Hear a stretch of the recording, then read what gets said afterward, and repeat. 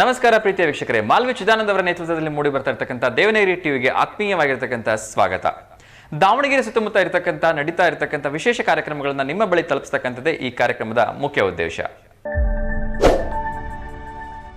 November 22 ನಾಳೆ ಶನಿವಾರ ಬೆಳಗ್ಗೆ 10:30ಕ್ಕೆ ಕುವೆಂಪು ಕನ್ನಡ ಭವನದಲ್ಲಿ ವಿಶೇಷವಾಗಿರ್ತಕ್ಕಂಥ ಕಾರ್ಯಕ್ರಮ ನಡೀತಾ ಇದೆ.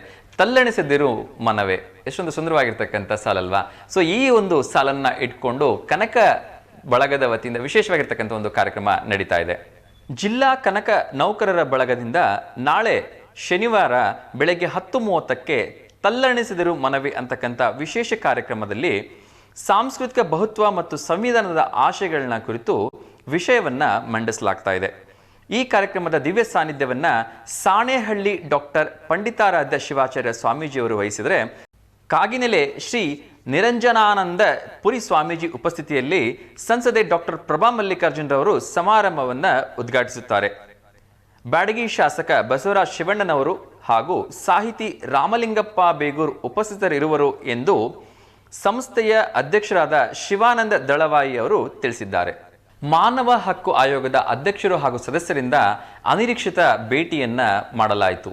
ನಗರದ ಚಿಗಟೇರಿ ಆಸ್ಪತ್ರೆ, ಕೆಎಸ್ಆರ್ಟಿಸಿ ಬಸ್ ನಿಲ್ದಾಣ, ಕಾರಾಗೃಹ ಹಾಗೂ ಮೆಟ್ರಿಕ್ ನಂತರದ ಬಾಲಕಿಯರ ಒಂದು ಹಾಸ್ಟೆಲ್ಗಳಿಗೆ ಭೇಟಿ ನೀಡಿರ್ತಕ್ಕಂಥ ಈ ಒಂದು ತಂಡ ಸ್ವಚ್ಛತೆಯನ್ನ ಪರಿಶೀಲಿಸಿ ಎಲ್ಲರೂ ಕೂಡ ಸರಿಯಾದ ರೀತಿಯಿಂದ ಸ್ವಚ್ಛತೆಯನ್ನ ಕಾಪಾಡಿಕೊಳ್ಳುವಂತೆ ವಿಶೇಷವಾಗಿರ್ತಕ್ಕಂಥ ಸಲಹೆ ಸೂಚನೆಗಳನ್ನು ಕೂಡ ನೀಡಲಾಯಿತು.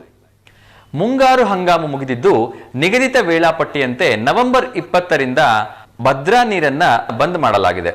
ಈ ಮುಂಗಾರಿಗೆ ಭತ್ತದ ಫಸಲು ಉತ್ತಮವಾಗಿ ಬಂದಿದ್ದು ಕುಡಿಯುವ ನೀರಿಗೂ ಕೂಡ ಯಾವುದೇ ಸಮಸ್ಯೆ ಇರುವುದಿಲ್ಲ. ಅದರಲ್ಲೂ ಕೂಡ ವಿಶೇಷವಾಗಿ ಭದ್ರಾ ಒಂದು ಜಲಾಶಯದಲ್ಲಿ ಇನ್ನೂ ಕೂಡ ನೀರಿನ ಮಟ್ಟ 182.8 ಅಡಿಯಷ್ಟು ಇದ್ದು ಕೇವಲ 3 ಅಡಿಯಷ್ಟು ಮಾತ್ರ ಖಾಲಿಯಾಗಿದೆ. ಮತ್ತೆ ಜನವರಿಯ 10ನೇ ತಾರೀಕಿನ ನಂತರ ನೀರನ್ನ ಬಿಡಲಾಗುವುದು ಅಂತ ಹೇಳಿ ತಿಳಿಸಿದ್ದಾರೆ.